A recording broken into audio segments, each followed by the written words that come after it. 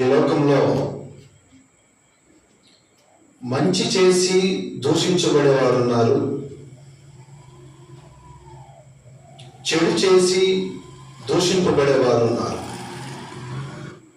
దేవుణ్ణి నమ్మక మునుపు నీ మీద ఏ విధమైన చెడు ముద్ర ఉన్నదో, దేవుణ్ణి నమ్మిన తర్వాత కూడా నీవు అదే చెడు ముద్రను కలిగి ఉంటే నీ రక్షణ నిజమైన రక్షణ కాదు. నువ్వు పొందుకున్న మారు మనసు నిజమైన మారు మనసు కాదు. రాత్రి వాక్యము నిలిచిన ప్రతి ఒక్కరితో దేవుడు సూటిగా మాట్లాడుచున్నాడు. ప్రియమైన దేవుని బిడ్డలారా, పేతురు గారు పేతురు రాసిన మొదటి పేతురు పత్రికలో 2వ అధ్యాయంలో మనము 12వ వచనంలో ఒక చక్కటి మాటను చూడవచ్చు. అన్య జనులు మిమ్మును ఏ విషయములో దుర్మార్గులని దూషించుతారో ఆ విషయంలో వారు మీ సక్రియలను చూచి వాటిని బట్టి దర్శన దినమున దేవుని మహిమపరచినట్లు వారి మధ్యను మంచి ప్రవర్తన కలిగిన వారై ఉండవలనని మిమ్మల్ని బ్రతిమాలుకొనుచున్నాను అనే మాటను మనం స్పష్టంగా చూడవచ్చు. ఈరోజు వాక్యం ఇచ్చిన ప్రతి ఒక్కరూ దయచేసి దేవుని బిడ్డలారా గమనించవలసిన విషయం ఏంటంటే, నీ మీద ఏ విధమైన నేరము మోపబడిందో, ఏ విషయంలో నిన్ను ప్రజలు దూషిస్తున్నారో అటు వాటన్నిటి విషయంలో నీవు తుదకు నేరము లేనివాడివిగా, పాపము లేనివాడివిగా, ప్రజలు ఏ విషయంలో మీ మీద నిందను మోపారో ఆ నింద లేకుండా బ్రతికినట్లుగా, జీవించినట్లుగా ప్రతి ఒక్కరూ మంచి సాక్ష్యము కలిగి ఉండాలని దేవుని వాక్యము చాలా స్పష్టంగా మాట్లాడుతుంది. పరిశుద్ధ గ్రంథంలో ఆది కాలం నుంచి ప్రకటన గ్రంథం వరకు యేసేపు జీవితం మీద ఒక సందర్భంలో నింద వేయబడి ఉన్నది. అలాగే యేసుక్రీస్తు ప్రభువారికి విరుద్ధముగా కొందరు అబద్ధ సాక్షులను నిలవబెట్టడం జరిగింది. అలాగే దేవుని శిష్యుల విషయంలో, వారి పరిచర్య విషయంలో వారికి విరుద్ధంగా కొందరిని అబద్ధ సాక్షులుగా నిలబెట్టడం జరిగింది.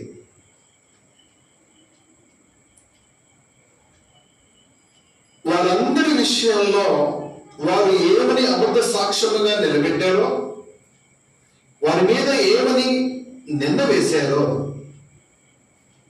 అట్టి వాటి విషయంలో వారు ఏ విధమైన నింద లేనట్టుగా వారు రుజువుపరుచుకుని జీవించడం జరిగింది. నా మాట మీకు అర్థమవుతున్నాయి అనుకుంటున్నా. ఎందుకంటే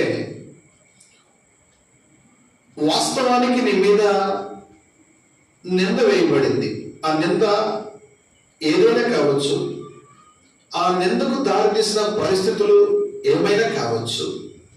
అయితే ఈరోజు నువ్వు గ్రహించవలసిన విషయం ఏంటంటే,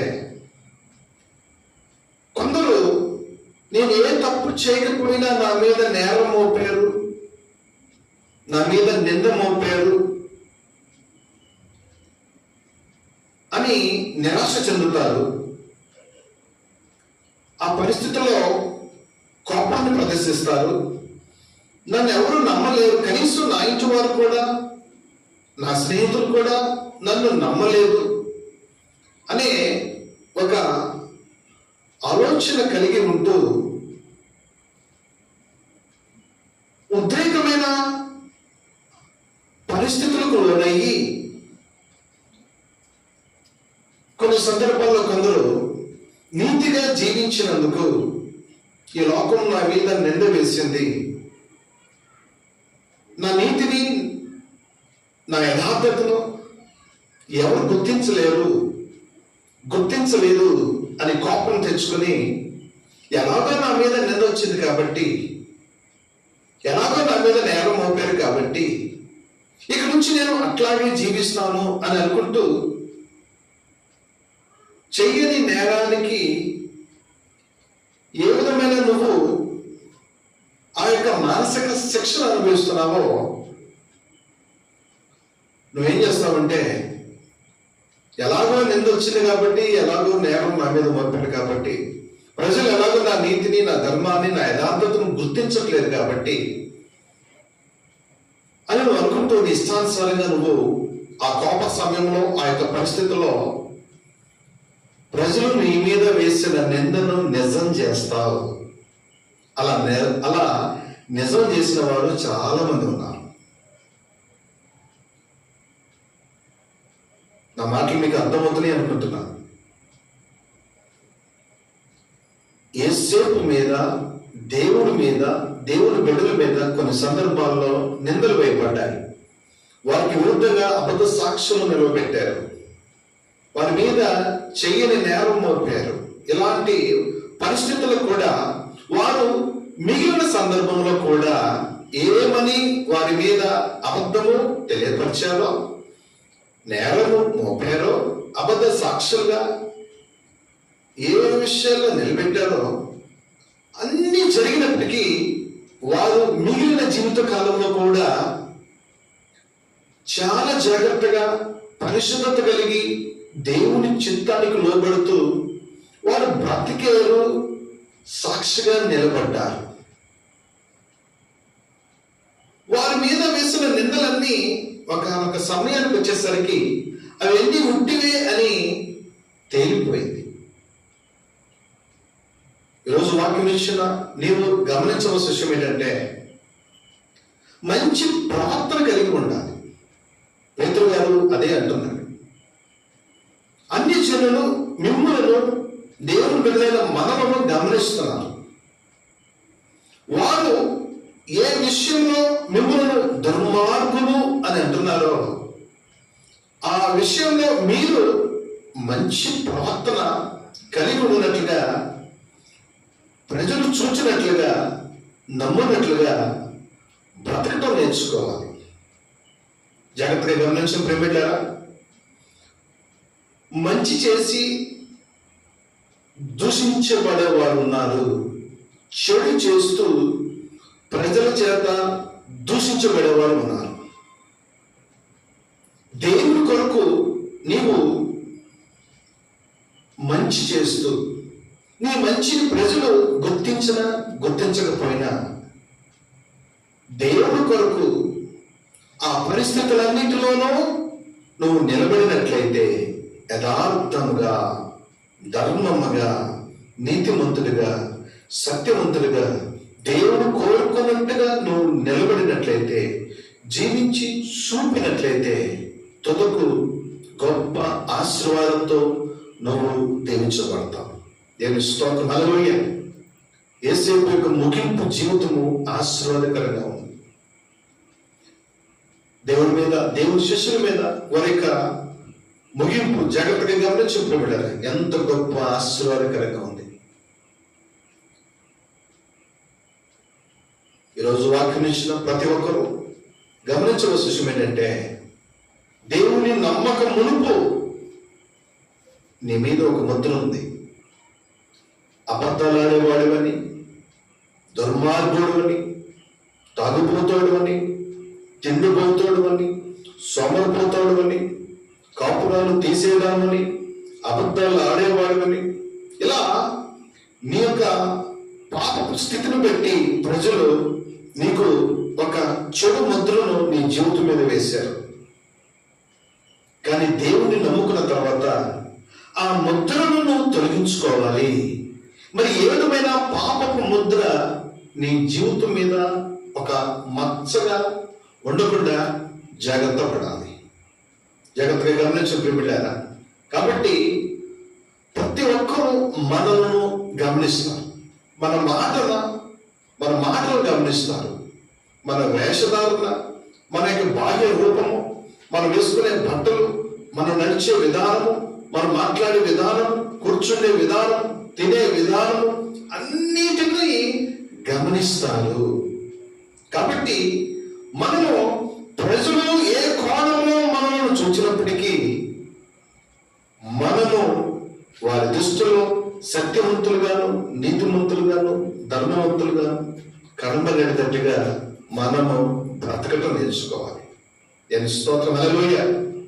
ఈరోజు వాక్యం ఇచ్చిన ప్రతి ఒక్కరూ దయచేసి గమనించవలసిన విషయం ఏంటంటే, ప్రజలు ఎంత భయంకరమైన ప్రజలు అంటే, కొందరు ఎలా ఉంటారు అంటే, జాగ్రత్తగా గమనించిన ప్రేమిట్లారా, దానియేలు యొక్క స్నేహితులను రాజు ఆజ్ఞతో వారిని అగ్నిగుణంలో పడవేసిన తర్వాత 4వ వాడుగా దేవుడు వారి మధ్య సంచరిస్తున్నప్పుడు రాజు దేవుడు అక్కడ ఉన్నాడని, వారి పక్షాన ఉన్నాడని గ్రహించడం జరిగినప్పుడు, వారు రాజు పిలిచినప్పుడు వారు బయటకు వచ్చినప్పుడు వారు ఆ 3 వ్యక్తులను ఆరాగా గమనిస్తారు. బట్టలను పరిశీలన చేస్తారు, వెంట్రుకలను పరిశీలన చేస్తారు, ఎక్కడైనా కాలిన వాసన వచ్చిందా అని పరిశీలన చేస్తారు, ఏదైనా వాసన వచ్చిందా అని పరిశీలన చేశారు. ఎన్ని రకాలుగా పరిశీలన చేశారు అంటే అన్ని రకాలుగా పరిశీలన చేశారు. జాగ్రత్తగా గమనించిన ప్రేమిట్లారా, ఈరోజు నేను ఎందుకు ఈ మాటలు చెప్తున్నాను అంటే, నీ ఇంటి వారు సైతము, నీ ఇరుగు పొరుగు వారు సైతం క్రైస్తవుడు బ్రతికినంత కాలము, చనిపోయినంత వరకు గమనిస్తూనే ఉంటారు, పరిశీలన చేస్తూనే ఉంటారు. కాబట్టి ప్రవర్తన చాలా జాగ్రత్తగా చూసుకోవాలి. ఎంత మంచిగా పాటలు పాడితే ఏం సుఖం, ఎంత మంచిగా వాక్యం చెప్తే ఏం ప్రయోజనం, దేవుడు పరిచర్యలు విస్తారంగా ఉంటే ఏం ప్రయోజనం, దేవుడు కొరకు నువ్వు ఏదైనా చేయడానికి నువ్వు సిద్ధపడితే ఏం ప్రయోజనం. ఒక చిన్న లోపం ఉంటే చాలు, ఆ లోపంతో నిన్ను పాతాళంలోకి నెట్టివేసేంత ఘోరముగా నీ గురించి బయట చెడు ప్రచారం చేస్తారు. అనేక రకాలుగా నువ్వు ఎన్ని మంచి పనులు చేసినా ఆ ఒక్క చెడునే జ్ఞాపకం చేసుకుంటూ ఆ చెడు గురించే ప్రజలు అందరికీ ప్రచారం చేస్తారు. కాబట్టి దేవుని బిడ్డలైన మనము మంచి ప్రవర్తన కలిగి ఉండాలి. ఆ బూతులాడటం మానేసావా, అబద్ధాలు ఆడటం మానేసావా, ఆ కాపురాలు తీయటం మానేసావా, ఆ చెడు ప్రచారం చేయటం మానేసావా, దేవుని బిడ్డలకు విరుద్ధంగా ఉండటం మానేసావా, దేవునికి విరుద్ధమైనది ఏదైతే ఉన్నదో అట్టివి చేయకుండా నువ్వు బ్రతుకుతూ సాక్షిగా నిలబడగలుగుతున్నావా, ప్రార్థించగలుగుతున్నావా, స్తుతించగలుగుతున్నావా, దేవుని సన్నిధిలో ఏ మచ్చ ఏ డాగు లేని ఆ పవిత్రమైన పరిమళమైన వాసన నువ్వు కలిగి ఉన్నావా? డాగైనను మచ్చైనను లేకుండా దేవుడు ఏ విధముగా నిన్ను సంఘాన్ని కోరుకుంటున్నాడో అట్టి విధంగా నువ్వు జీవించగలుగుతున్నావా అని ఎవరికి వారు ఆత్మ పరిశీలన చేసుకోవాల్సిందిగా ప్రభు పేరిట మనవి చేస్తున్నాను. ప్రియమైన దేవుని బిడ్డలారా, నీ మీద ఏమని ముద్ర వేశారు ప్రజలు? ఆ ముద్ర నిజమేనా? ఒకవేళ ఆ ముద్ర నిజము కాకపోయినప్పటికీ నా మీద ఎలాగో నింద వచ్చింది కాబట్టి, నేను నీతిగా బ్రతికిన ఈ ప్రజలు నన్ను నీతిమంతులుగా చూడరు కాబట్టి నేను ఎందుకు వీరి కొరకు బ్రతకాలి, ఎందుకు నేను ఎవరి కొరకు నేను నీతిమంతులుగా బ్రతకాలి అని దేవునికి విరుద్ధంగా ఆలోచన చేసుకుంటూ ప్రజలు వేసిన నిందను నువ్వు నిజం చేస్తావా? నిజం చేసి దేవుని నామాన్ని నువ్వు అవమానపరుస్తావా? జాగ్రత్తగా గమనించిన ప్రియబిడ్డలారా, యేసేపు మీద పొతిఫరు భార్య నింద వేసింది. కానీ తర్వాత కాలంలో జాగ్రత్తగా గమనించిన ప్రియబిడ్డలారా, మనము యోసేపు జీవన విధానాన్ని పరిశీలన చేసినట్లయితే అంతకు మునుపు కానీ తర్వాత కానీ అట్టి ప్రవర్తన యోసేపు జీవితంలో కనపడలేదు. అలాగే దేవుని శిష్యులు దేవుడి మీద, భక్తుల మీద కొన్ని సందర్భాల్లో నేరారోపణ చేశారు, అబద్ధ సాక్షులను నిలబెట్టించారు. జాగ్రత్తగా గమనించిన ప్రియబిడ్డలారా, వారు ముగింపు వచ్చేసరికి దేవునికి ఇష్టమైన బిడ్డలుగా బ్రతికినట్టుగా, అట్టి సాక్ష్యాన్ని కలిగి ఉన్నట్లుగా మనము వారికి జీవిత చరిత్రను పరిశుద్ధ గ్రంథంలో మనం చూసి నేర్చుకోవచ్చు. కాబట్టి ఈరోజు వాక్యం ఇచ్చిన ప్రతి ఒక్కరూ దయచేసి గమనించవలసిన విషయం ఏంటంటే, లోకంలో నీకు ఒక ముద్ర ఉంది. తాగిపోతాడని, తిండిపోతాడని, సోమరిపోతాడని, ఇలా నీ యొక్క పాపపు స్థితిని బట్టి సాతాను, ప్రజలు నీ మీద ఒక చెడు ముద్రను వేశారు. ఆ ముద్రను తొలగించుకొని ఆ యొక్క స్థితి నుంచి నువ్వు బయటపడి దేవుణ్ణి నువ్వు స్తుతించగలుగుతున్నావా? లేకపోతే దేవుడిని నమ్ముకున్న తర్వాత నీవు దేవుడు పోలిక చొప్పున దేవుడు కోరుకున్నట్టుగా నువ్వు జీవించకుండా, నడవకుండా చెడు ముద్రను నువ్వు కలిగి ఉంటూ దేవుని నామానికి అవమానకరంగా జీవిస్తున్నావా? ఈరోజు ఎవరికి వారు ఆత్మ పరిశీలన చేసుకోవాల్సిందిగా ప్రభు పేరట మనవి చేస్తున్నాం.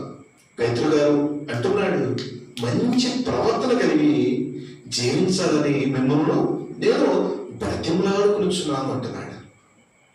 జాగ్రత్తగా గమనించు ప్రియబిడ్డలారా, మీ మేలు కోరి నేను చెప్పుచున్నాను, బ్రతిమలాడుచున్నాను. అన్యజనులు మిమ్మల్ని ఏ విషయంలో దుర్మార్గులను దూషించిద్దరో ఆ విషయంలో మీరు మంచి ప్రవర్తన కలిగి జీవించాలని బ్రతిమలాడుకునిచున్నాను అంటున్నాడు. ఈరోజు వాక్యం ఇచ్చిన నీవు దయచేసి గమనించవలసిన విషయం ఏంటంటే, నీ మీద, నీ జీవితం మీద ఏ విధమైన చెడు మచ్చ ఉందా? జాగ్రత్తగా గమనించి ప్రియబిడ్డలారా, పాలలో ఒక చుక్క, విషపు చుక్క ఉంటే పాలంతా కూడా విషమైపోతాయి. అలాగే నీ జీవితంలో ఒక చిన్న చెడు మచ్చ అది ఉంటే అది నీకు ఆత్మీయ జీవితానికి ఎదగకుండా ఎన్నో ఆటంకాలు కలిగజేస్తూ ఉంటుంది. ప్రియమైన దేవుని బిడ్డలారా, ఏ మచ్చ లేకుండా, ఏ డాగు లేకుండా దేవుడు కోరుకున్నట్టుగా ఆ సత్క్రియలను చేస్తూ మంచి ప్రవర్తన కలిగి ఉంటూ దేవుడికి ఇచ్చిన రక్షణను కాపాడుకుంటూ పరిస్థితులన్నీ నీకు ప్రతికూలంగా ఉన్నప్పటికీ నువ్వు నీతిమంతుడిగా, యథార్థవంతుడిగా, పరిశుద్ధుడిగా దేవుడి ఆత్మ సహాయంతో జీవిస్తూ దేవుడు రాకడ కొరకు నువ్వు సిద్ధపడుచున్నావా?